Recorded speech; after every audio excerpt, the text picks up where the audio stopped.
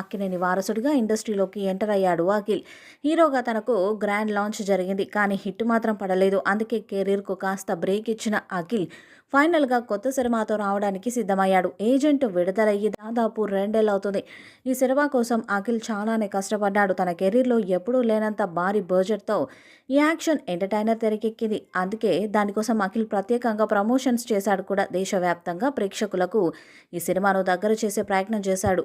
కానీ విడుదలైన మొదటి రోజు నుండే ఈ సినిమాకు ఫ్లాప్ టాక్ రావడంతో ఫస్ట్ వీకెండ్కే మూవీ డిజాస్టర్ అని తేలిపోయింది. పైగా సరైన స్టోరీ లేకుండానే ఈ సినిమాను తెరకెక్కించామంటూ నిర్మాత స్వయంగా ప్రకటించాడు. అలా బ్యాక్ టు బ్యాక్ ఫ్లాపులు ఎదురవ్వడంతో తన సినిమాను జాగ్రత్తగా ప్లాన్ చేసుకున్నాడు అఖిల్. ధీరా మూవీ పిరడికల్ నేపథ్యంలో సాగే లవ్ స్టోరీ అని తెలుస్తుంది. మరి ఈ చిత్రం అఖిల్కి సూపర్ హిట్ ఇస్తుందేమో చూడాలి. ఈ వీడియోపై మీ అభిప్రాయాన్ని కామెంట్ బాక్స్లో తెలియజేయండి. వీడియో మీకు నచ్చితే లైక్ చేయండి, షేర్ చేయండి, కామెంట్ చేయండి. మరిన్ని అప్డేట్స్ కోసం మన ఛానల్ సబ్స్క్రైబ్ చేయండి. నోటిఫికేషన్స్ కోసం పక్కనే ఉన్న గంట సింబల్ని కొట్టండి.